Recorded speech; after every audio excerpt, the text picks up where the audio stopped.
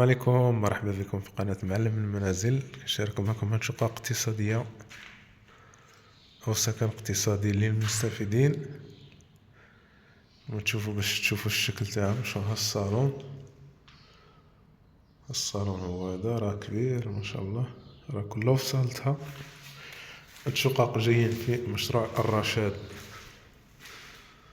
للمستفيدين، شقق تاع 10 مليون أو 12 مليون للمستفيدين من الهدم أو من يعني البلايص اللي حولوا الناس اللي كيعطيهم براطم، هما البراطم تاع 10 مليون، راهم بحالهم بحال تاع 25 مليون. تاع 25 مليون كاين اللي فيهم 2 بيوتا وكاين اللي فيهم 3 بيوتا. فيهم حمام واحد كبير. مشروع راه قريب، ما جاي ما من مديونة الدار البيضاء، دخلتها سباتة. راه كاينين في الهراويين، كاينين بزاف د البلايص.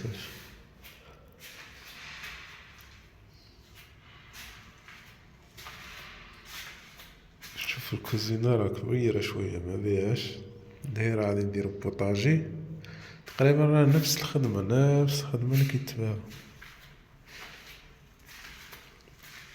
هاد الصالون عجبني ما بيش، جاي مدرق شوية على الكوزينة ولا الدوش، جاي في الدخلة وجاي عريض شوية.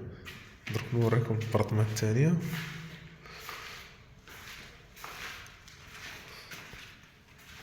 البارطمة التانية هي هادي، عندنا الكوزينة صغيرة، شتا الكوزينة، عندنا الصالون طويل بصح العرض ما عريضش بحال الاول، والكوزينة مقادة مع الصالون. الحمام هاد التاني، راه فيه الدوش وفيه الطواليط وفيه هذاك اللافابو تاعو. هاد البيت الاول،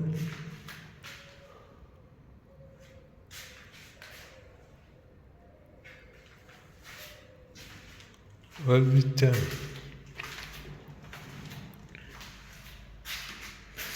القبص راه دايرين غير الطالوش، يعني ديزان البيطون ديريكت، اي سامبل، خدمة سامبل وصافي.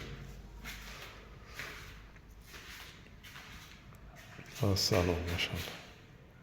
متنساوش تابوناو معنا، الله يحفظكم وشكرا لكم.